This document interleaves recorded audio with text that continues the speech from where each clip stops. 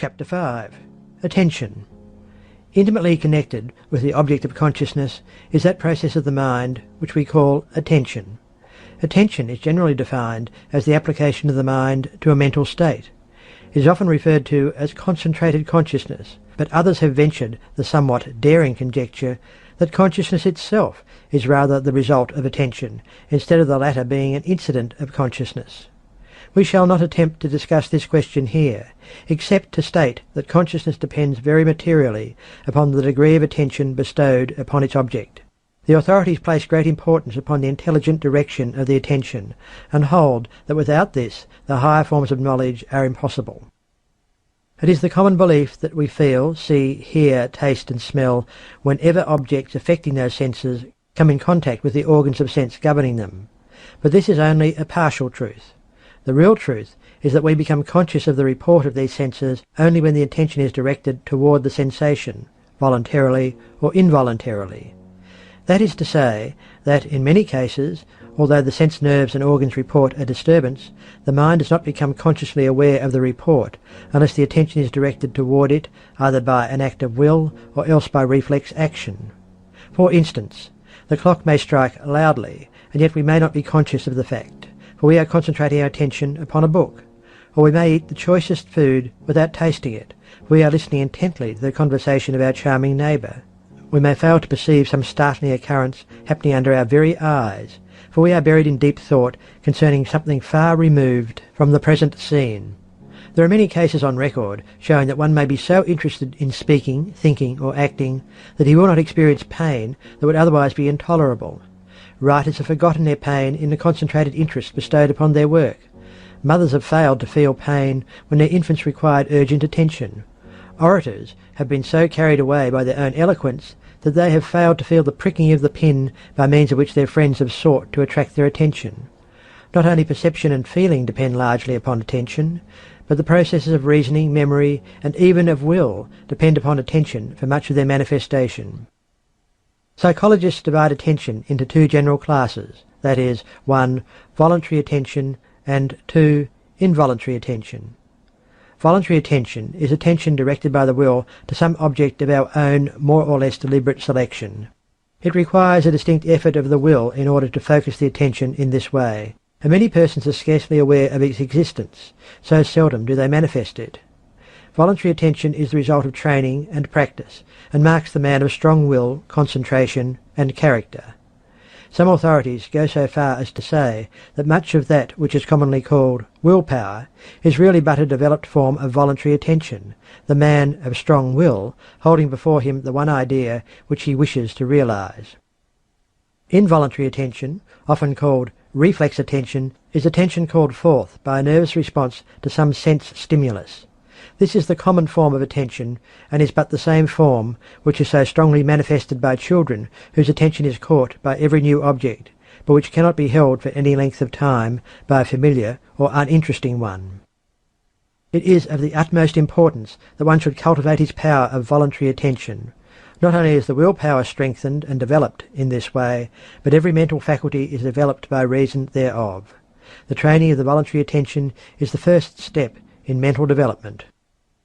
Training the attention. That the voluntary attention may be deliberately trained and developed is a fact which many of the world's greatest men have proved for themselves.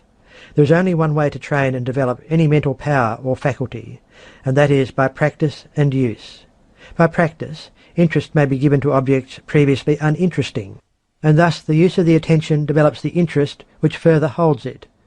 Interest is the natural road over which attention travels easily, but interest itself may be induced by concentrated attention. By studying and examining an object, the attention brings to light many new and novel features regarding the thing, and these produce a new interest, which in turn attracts further and continued attention. There is no royal road to the development of voluntary attention. The only true method is work, practice, and use. You must practice on uninteresting things, the primary interest being your desire to develop the power of voluntary attention. But as you begin to attend to the uninteresting thing, you will become interested in the task for its own sake. Take some object and place your mind upon it. Think of its nature, where it came from, its use, its associations, its probable future, of things related to it, etc., etc. Keep the attention firmly upon it and shut out all outside ideas. Then, after a little practice of this kind, lay aside the object for the time being and take it up again the next day, endeavouring to discover new points of interest in it. The main thing to be sought is to hold the thing in your mind, and this can be done only by discovering features of interest in it.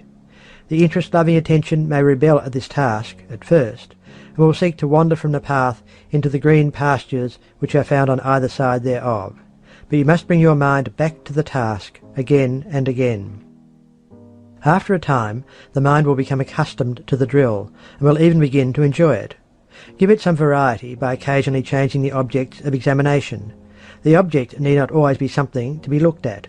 Instead, select some subject in history or literature and run it down, endeavouring to bring to light all the facts relating to it that are possible to you. Anything may be used as the subject or object of your inquiry.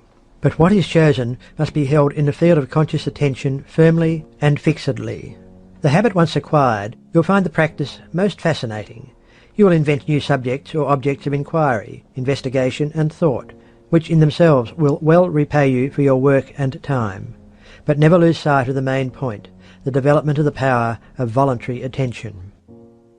In studying the methods of developing and training the voluntary attention, the student should remember that any exercise which develops the will result in developing the attention, and likewise, any exercise which develops the voluntary attention will tend to strengthen the will.